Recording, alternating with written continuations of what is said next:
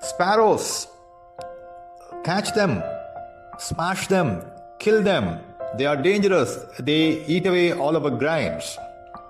This was one of the 4 life forms identified by the head of a country as part of a war cry to take the country a great leap forward in its quest for development. Mao Zedong, popularly known as Chairman Mao, the first leader of the People's Republic of China when it was formed as an independent country in 1949, he declared a war on these 4 life forms in the year 1958 as part of his program to improve the hygieneness of his country and to avoid or to reduce the loss of grains in his country. The 4 targets were flies and mosquitoes in order to eradicate malaria and dengue, and rats in order to eradicate plague, the 3 deadliest diseases, bothering his people at that point in time. And the 4th one, sparrows. Why sparrows? As per the input given to him, sparrows were eating on an average 1.5 kilos of grains every year. So he thought by eliminating sparrows, a lot of grains could be saved in his country, along with eliminating other life forms, which I identified as part of the 4 great pests, flies, mosquitoes, and rats. A nation of 600 million people, thus instructed, they started catching and killing. Apart from those 3, rats, flies, and mosquitoes, sparrows en masse. They started killing sparrows wherever they spotted them. They started destroying their nests, their eggs, and they started, beating drums around their residences in order to scare away the sparrows from resting. And a nation of 600 million people beating drums to scare the little species, the smallest of the creatures, sparrows, in order to stop them from resting. It basically, with the idea that, they would be starved and of exhaustion, because of exhaustion and non-availability of food, they would be starved and they would die. Sparrows started dying, millions and millions of them. On a loose account, if you consider every Chinese citizen of that time killed at least 1 sparrow, that itself would take the count to 600 million. But nobody knows how many millions and billions sparrows were killed in a span of a year. It was like a war, declared on a very little species, an innocent species, based on a wrong understanding and a colossal mistake on the interpretation of its elimination from the web of food. The craziness reached such a height that one of the European nations' embassies, it had to fortify itself to prevent local people from entering the premises, because they thought and they saw that the sparrows chased from everywhere else, they fought asylum in the embassy premises, in the embassy buildings, in troves. Lots and lots of sparrows, they flew in and they tried to, hide themselves there in this building because nowhere else were safer places for them. The angry local residents with a lot of drums, they gathered around the embassy and they started beating the drums for a few days en masse, non-stop, 24/7. And after a few days, the embassy had to shovel dead sparrows from its premises in heaps and heaps of dead sparrows. My dear friends of Radio Udaan, my dear listeners of Radio Udaan, I'm your RJ Babuji Janak Rajan. You're listening to the great Indian Monolog latest episode, Smash the Sparrows campaign by Chairman Mao, and the impact and the fallout and how it has changed the world forever and is still changing our lives even today. These sparrows, when the elimination campaign was declared a success, an ornithologist, a bird scientist, he informed Mao that actually, sir, these birds, they also eat insects that eat grains. So in the sense, they are actually not a danger to us, but they are the protectors of our grains. You know what happened? Mao, he instructed immediately for stopping the Smash the Sparrows campaign, and he replaced sparrows by bedbugs. For him, a task was done, a checklist was ticked. and he moved on to the next best in his list. The problem was the ecological imbalance. When vital species in the web of food like sparrows were eliminated from the web of food, the prey of the sparrows, the sparrows are predators, they eat a lot of insects, and locusts were one of them. In the absence of sparrows, locusts started breeding like crazy, and soon they took over the fields of China. They started eating any grain and every grain they would see. Huge swarms of locusts would take off. They would crowd the sky for days and days, and whichever fields were on the way, they would ride them, and they would basically eat all the grains, and they would bite all the cattle. In that process, killing the cattle like goats and cows and whatnot. And within a few years, coupled with natural fury like droughts and floods, China experienced one of its worst droughts, worst famine, hunger, and food crisis. What followed was even more chaotic.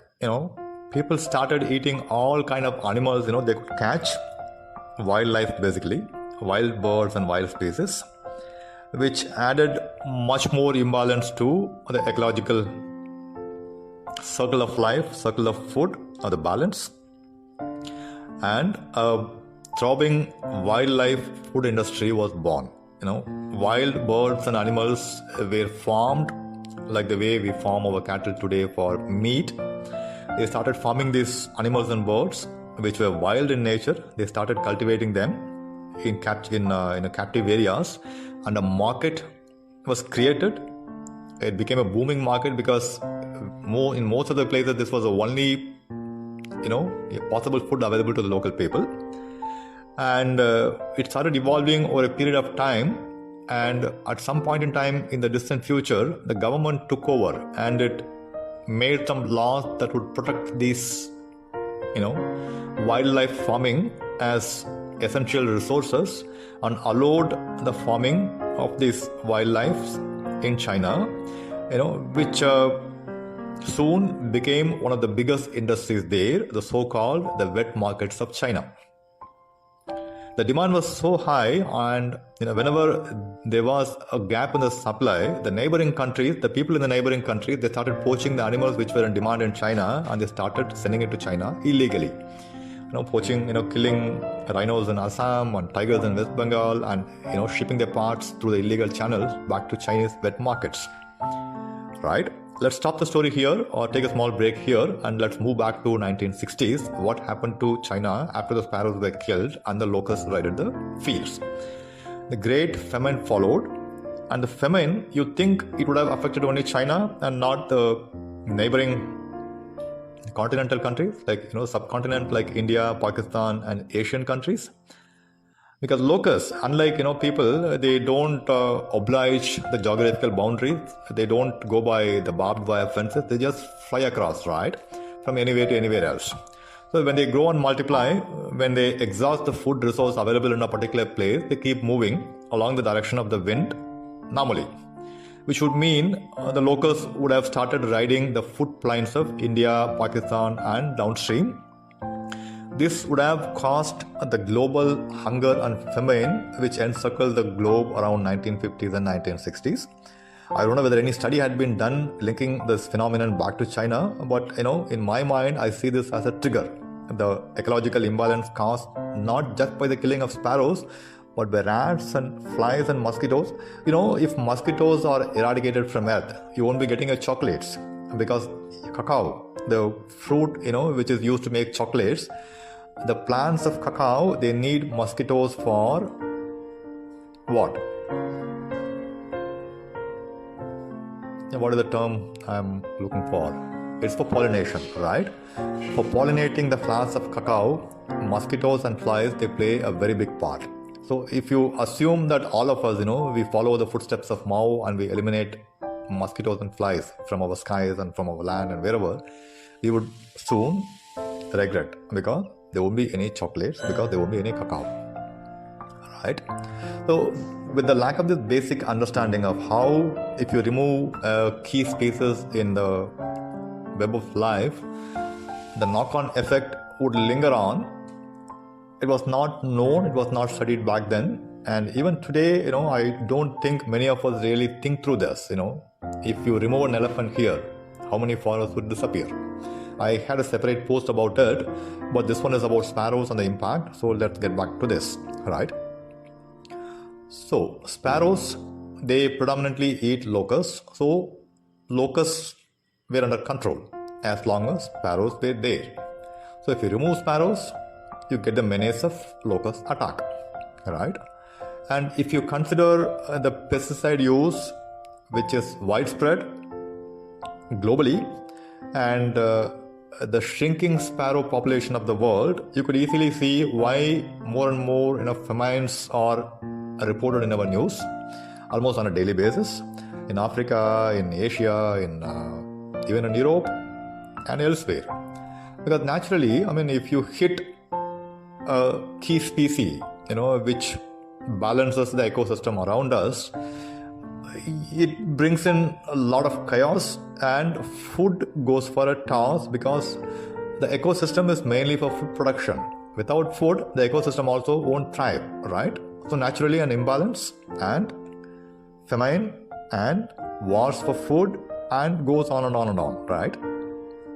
Okay, back to India. In the 1960s, the locust attacks in India were so great that India had to request United States of America to fly in specially trained pilots with the planes to spray pesticides in the food plains of India. This happened in the early 1960s, and what happened in the late 60s? Famine in India, because we couldn't grow enough grain to feed our people. Right? You see the connection, you see the cycle, how it all goes back to the elimination of the sparrows in China. And let's go back to the wet markets. Elimination of sparrows, it caused the creation of wet market, farming of live animals for food, and the creation of the wet markets and the unhygienic conditions. And back to 2019, early 2020s, coronavirus, the COVID pandemic, it was supposed to have started from one such wet market in China, where COVID virus, which was in the guts of bats, bats, they normally don't get infected by viruses, but they could pass it on. So the bats passed this virus to pangolins, and the pangolin meat was sold in live pangolins, and pangolin meat was sold in the wet markets of China, where it's unbelievably chaotic. Thousands of people mill around in small spaces with live animals. So there is every possibility of a fluid exchange happening, which is vital for the transmission of the virus from animals to human beings, right? And we are still wearing our masks, having vaccinated multiple times, and will be vaccinated multiple times, because the COVID virus keeps mutating, and more new strains will emerge, and more vaccines will follow, and this will become a routine.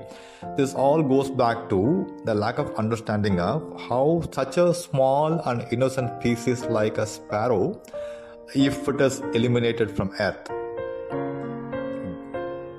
If it happened in one country, we saw the impact, and the way we are driving out many such important species from the face of Earth.